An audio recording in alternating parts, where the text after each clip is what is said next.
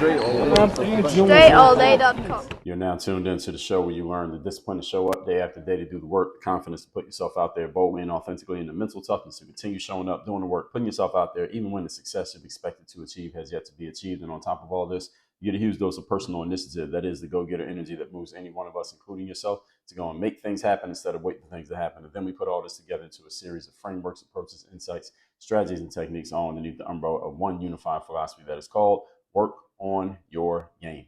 My name is Dre Baldwin, also known as Dre All Day, and welcome to the show. And today's topic is why you fail to make decisions. Before we get into this, I'll remind you all of a few things. First of all, my daily motivation and Monday motivation text messages guaranteed to have you focused, sharp, and on point to start your day or week, respectively. Once we start sending that message out again, everybody in my text community will be receiving it straight to your phone. All you got to do is be part of the community by texting me at the following number. It is free to join. My number is 305-384-6894. Send a text to that number right now. So when we start sending that message again, you will already be taken care of and ready to go. Secondly, Work on Your Game University. You'll like to have me as a direct coach. Our coaching program, let me be clear, is not for everybody. We're looking for high-level performers, top 2% performers or better. So top 2%, 1% or better. If you're not that, this is not for you. But if you are that, then this is for you. I want to work with people who are serious about your game. You're serious about advancement. You're serious about taking action and making things happen now and not later. You are not just looking to give yourself excuses or tell yourself what you know you need to do, but you're not actually doing it. You're serious about actually getting things in motion, getting a plan and a system for making things happen, and being held accountable for making them happen, because that's what we do in our university. If that's you, if I didn't scare you off of what I just said, go to workonyourgameuniversity.com. You see what our program is about. Hit the button on that page, schedule a time to get on a call with us, and we go from there. All that out the way, let's get into the topic here today, which is why you fail to make decisions. If you are familiar with Napoleon Hill, he wrote the book called Think and Grow Rich, and also one of my favorites called The Law of Success. In both of those books, because Think and Grow Rich is actually derived from The Law of Success, he basically took a segment of The Law of Success and put it out again and put it out as Think and Grow Rich, and that became the book that most of you know about. Napoleon Hill laid out in both books what he called the 31 common causes of failure. There are actually 31 different things that cause people to fail. So if you are not familiar with these 31 common causes of failure, I'm going to give you a suggestion. I would suggest you go find out what those common causes are, because they may be the very things getting in your way right now. I actually laid them all out in episode number 147, 148, and 149. I laid out all 31 and I broke it down in three parts, so you can listen to me not only tell you what they are, but explain to you how they happen and where they come from in your life. Not only that, let me give you a little bit more. Indecision is one of the key causes of failure that Napoleon Hill laid out. I believe it was one of the early ones that he listed in his list. I'm not sure if he said they were in any particular order, but it was one of the earliest ones that he listed. And indecision, I find, is one of the main things that causes people to fail in life. And because of this, we can inductively reason that the flip side of indecision, which is decisiveness, is a key to success. And it actually is a key to success. So today we're going to address the factors that cause us to be indecisive, to not make decisions. And from there, we need to know what we need to have in place and what changes we need to make so that we can make decisions, and maybe even to help other people make decisions so that we can not only be successful ourselves, but also cause others to be successful. When you can help other people be successful, that makes you a more valuable individual as well. So not only helping yourself with this, but helping others when you understand it. I'm going to help you understand it. Point number one. Topic once again today is why you fail to make decisions. Number one, embarrassment about your last decision.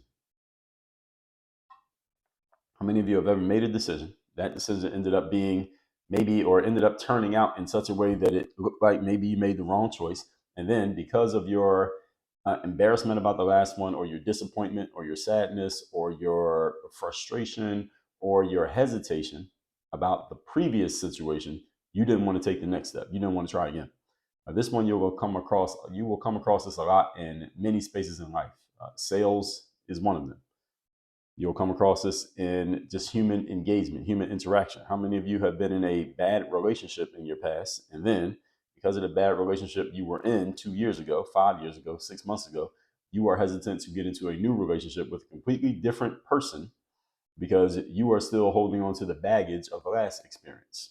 I know there are many people listening to this who have that experience. And the new person you're dealing with has nothing to do with that last person, but you still have it in the back of your mind, or maybe the front of your mind, and it's hindering your relationship with the new individual. Have you had that happen? Of course you have. I know of, actually, when I go to the boxing gym, my boxing trainer was talking about this because he was an actual, real life boxer.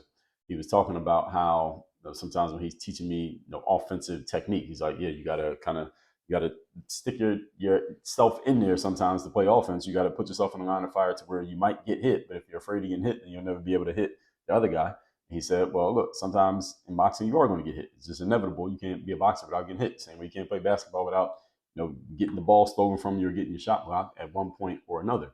And he said sometimes boxers, they take a really bad punch at some point. Maybe you get knocked out. Maybe somebody hits you with just a punch that just scars you for life mentally. It emotionally scars you because the way they caught you. And now because of that, you're hesitant to ever, kind of put yourself in that line of fire ever again. And it could basically ruin your whole career. You see this, any of you who follows American football, you may see this with a kicker who misses a big field goal at some point, and because they missed that big field goal or a big extra point or just a kick, period, and they're so emotionally scarred by it that it messes up the whole rest of their career and they lose all of their confidence to do the thing. Any of you who follows the Olympics, you may have remembered a few years ago when Olympic gymnast Simone Biles, who's the most decorated Olympic gymnast in American history, at least the last that I checked, she had this happen to her when she was in the Olympics. It was the 2020 Olympics, which actually got played in 2021. They call it the twisties in gymnastic rhetoric. They call it the twisties, where you just lose your confidence. She didn't lose her ability to do things gymnastically. She just lost her confidence. And at that point, because of what had happened, somehow something happened in her mind, she couldn't go out there and perform. So this happens to all of us in different spaces in life. And sometimes we make bad decisions or we fail to make our decisions turn out successfully, which is really the best way to describe it. I don't really call, many times I don't think we make bad decisions. What I think happens is we make a decision, and the decision is neither good nor bad. It's just a decision. It's just that the decision that we make, we fail to make that decision turn out successfully. I don't really think there's such thing as a bad decision, because the decision isn't really the thing that's good or bad. It's what happens after the decision that really matters.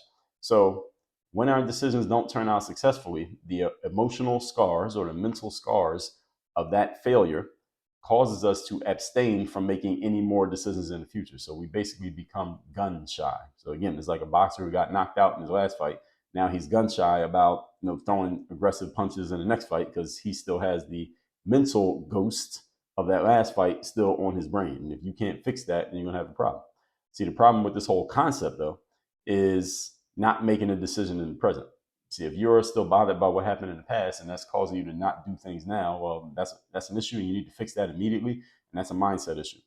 It's the reason why there is a reason why over here at Work on Your Game, mindset is the foundation of everything that we do. Even if your thing is you need a strategy or a how to, or you're looking to make some money, cool. All right, without the right mindset, none of those things are going to happen. All right, that's why mindset's the foundation. So, first of all, any indecision that you are experiencing today does not undo your bad decision from last week or last year or 10 years ago. Nor does it make the current situation at hand do anything. It doesn't address the current situation at hand. So even if you messed up 3 years ago, it has nothing to do with what you need to do today, whether you do it or not. You still need to do what needs to be done today, no matter what happened in your past. So if you are this person who is holding on to a past decision, unwanted outcome from a decision, let's just call it that, or you want to call it a bad decision, you need to logically and emotionally come to grips with the fact that the past is the past, get in touch with the reality of the present, which shows you that you need to do something about the current situation. That's the one that matters the most, regardless of your history. All right, if you are a consumer and you made a bad purchase, like you bought a product that ended up being a piece of crap a month ago, all right, the fact that you made that bad purchase a month ago has nothing to do with the product that you need to buy today. They're completely unrelated. The only relation that exists between them is what is in your mind. And sometimes the things in your mind are the very things that we need to get rid of because they're holding you back. Point number 2. Today's topic, once again, is why you fail to make decisions. Number 2, you are not yet dissatisfied enough with the status quo. One of the main things that stops many people from taking definitive action in the moment is not that they don't know that there is an action they could take. It's not even that they don't know that they quote unquote need or want to take action in the moment. It's just that the current situation, the status quo, is not so uncomfortable that the person is moved to action. The current status quo is not uncomfortable enough to motivate a person to action. So understand what motivation is, folks. Motivation does not mean something that makes you feel good. Motivation is just the impetus to action. That's all motivation is. Anything that can move you to do something can be categorized as motivation. If you are double parked on a busy street and a police car pulls up behind you and beeps its horn a couple times, and you hear over the police car's intercom, move your car right now, and you put your car in park and drive and you get out of there. All right, was that motivation? Was the police call officer's direction motivation for you to move? Yes, it was. Now, did it make you feel good? Probably not. But did you move? Yes, you did. Motivation is just whatever moves you to action. When you were a kid and your parents said, clean your room or I'm going to whoop your ass, did you clean your room? Yes? Okay. Now, did the threat of getting your ass whooped feel good? Probably not. But did it move you to action? Yes, it did. So motivation is just the impetus that moves you to action. The challenge for many of you listening to me right now is that you have something that you know you need or want to do. You are just not doing it because the current situation is not moving you to action. It has not motivated you yet. Why? Because it's comfortable enough that you can talk yourself into surviving it or enduring it for another day, week, month, year, etc. This is what's stopping many of you from joining Work on Your Game University. It's not that you don't know you need it. It's not that you don't believe you want it. It's just that your current situation is not so bad yet that you feel like you have to do it. And this is the problem for most people in life. The reason most people never get to their alleged goals in life is because their current situation, the status quo, is not bad enough to move them to actually do something about those goals. And if you can shift your mindset to not needing things to be terrible in order to move yourself to action, then you join a whole other realm of performers in life. There's a realm of people who only do things when the situation makes them do it. Those are all the people living at the bottom of the pyramid. At the higher levels, those are people who move themselves to action even when the current situation isn't that bad. It doesn't even have to be bad at all. It could be actually pretty good. They will still move themselves because they don't want to just be pretty good. They want to do better than that. These are the high performing individuals I'm looking for and Work on Your Game University, which is why I tell you at the top of this episode, this ain't for everybody. I'm looking for a certain type of person. So this dissatisfaction with the status quo, this is a form of inertia. We talked about the law of inertia in episode number 2466. The law of inertia states an object in motion tends to remain in motion, or an object not in motion tends to remain not in motion until or unless acted upon by an outside force. So, and again, that's a law, which means any situation that you're in right now in life, even if it's not ideal, the only way you will change that situation is if some outside force, which can be a thought, it can be an energy, it can be something that somebody else says or does, has to be strong enough to move you out of the space that you're currently occupying. That outside force has to be stronger than the inertia. And understand inertia is a law, which means you need a pretty strong outside force to move yourself to action. Again, your thoughts can be that outside force. Outside is metaphorical. So you got to decide what outside force can move you into the place that into the state that you will change your situation. The situation, again, does not have to be dire in order for you to move. It doesn't have to be, but most people wait until it is. That's the problem. That's why most people are average. See, most people boil to death like the frog that's placed in, if any of you never heard this metaphor, if you were to have a pot of boiling water and you throw a frog into the boiling water, the frog will immediately jump out of the water because the frog can feel the difference in temperature between the outside atmosphere and that boiling water. Is extremely hot, the frog will jump out because it's uncomfortable. But if instead you took that same frog and put it into a pot of room temperature water that doesn't feel anything, feels normal, the frog will sit there. And then if you just turn the water up to a boil, you put it on a burner and let it just slowly turn up to a boil, the frog will sit there and allow itself to be cooked in the now boiling water. What's the difference? The difference is the frog doesn't notice that the water is slowly getting hotter. Whereas you dump them in the water that was already hot, it would notice immediately the immediate contrast and it would jump out. But if it slowly gets hotter, the frog is too dumb to realize what's taking place. And don't laugh at this example of the frog because the frog is you. See, the frog doesn't realize that things are getting worse and worse and worse because it's happening so slowly. But things are still getting worse. Just because it doesn't happen fast doesn't mean it's not happening. Everybody understand what I'm saying here? And all of you who are listening to this are today, you are one day closer to death than you were yesterday. Has your situation changed? Have you done anything to change the situation? Have you made any scheduled progress towards where you want to be? Now, you could tell yourself, you could tell me whatever you want to tell me. Now, don't lie to yourself, because that lie, you know you're lying. See, if you lie to me, I don't know if you're lying. But see, if you lie to you, you know you're lying. And when you lie to yourself, well, you lose trust in yourself. You lose confidence. All right, and this is, again, how people break themselves down. So think about that frog and understand that the frog is you. It's not the frog, it's you. Okay? This is exactly what human beings do. They don't realize what's happening because it's happening so gradually. See, the main reason why many people fail to make decisions and fail to take action, because you can't make a decision until take an action until you make a decision, is because we have not gotten ourselves over the threshold of dissatisfaction with the status quo. So you got to be dissatisfied enough with the current situation in order to change it. If the current situation is not so bad that you're dissatisfied and you're like, all right, this got to change, then you'll just keep it there. And understand, dissatisfaction is different for each person.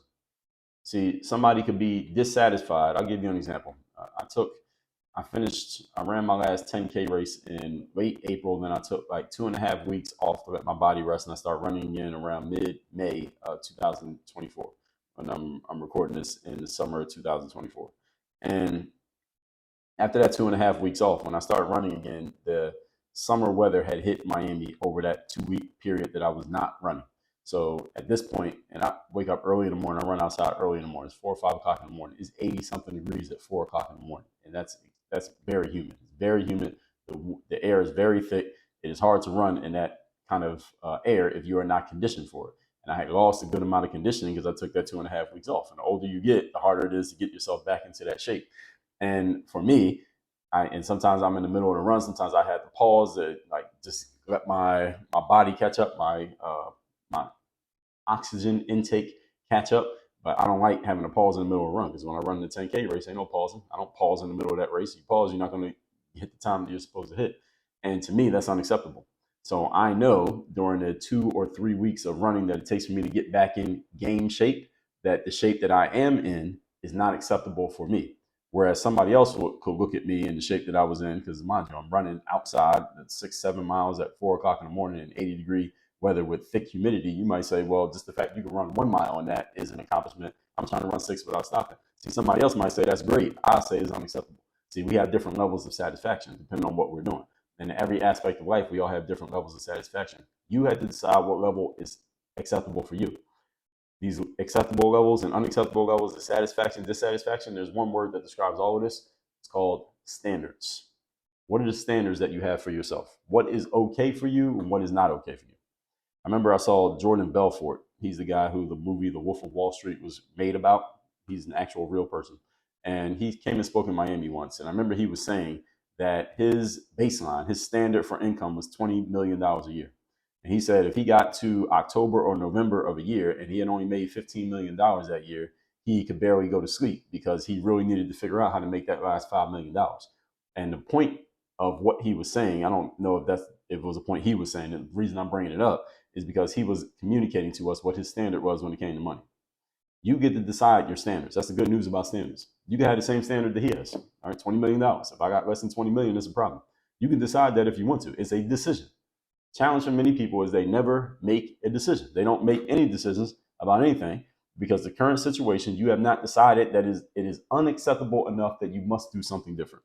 Remember that the word decision means to cut off every other possibility, which means you are not giving yourself the option of keeping things how they are.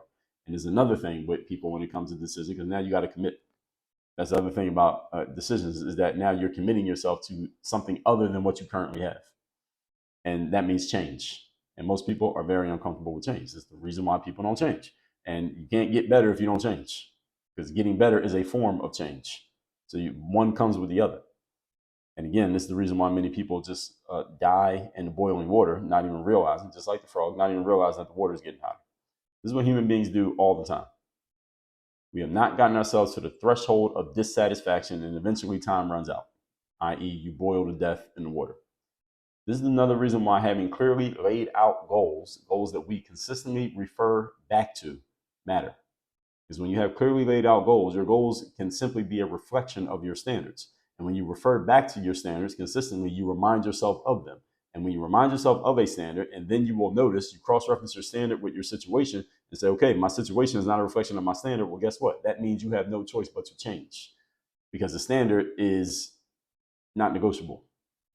Standards are non-negotiable. So if my standard is I need to be able to go outside in the middle of the Miami summer heat and run 6 or 7 miles without stopping at a certain pace, and I'm not able to do that, then that means my current situation, what I'm not able to do, is unacceptable, which means I must change it.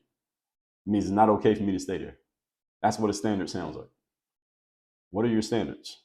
That's a question that I'm asking you. It's a rhetorical question because I can't hear you talking to me, but it's not rhetorical when you say it to yourself. You need to know what these are.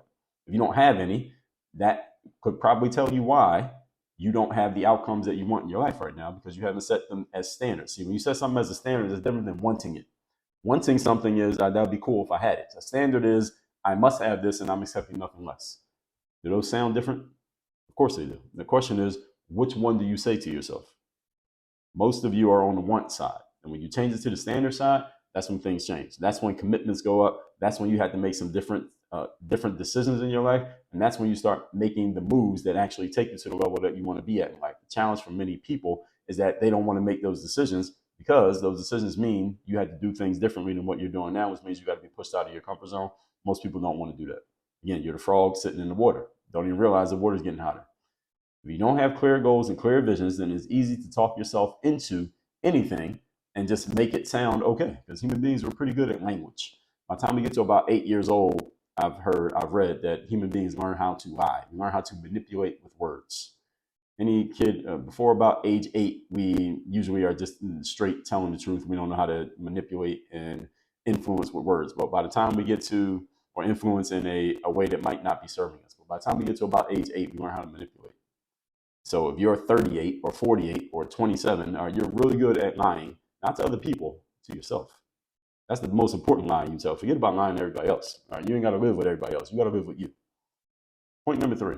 Today's topic, once again, is why we fail to make decisions. Number 3, clear options have not been presented to you. That's why you haven't made a decision.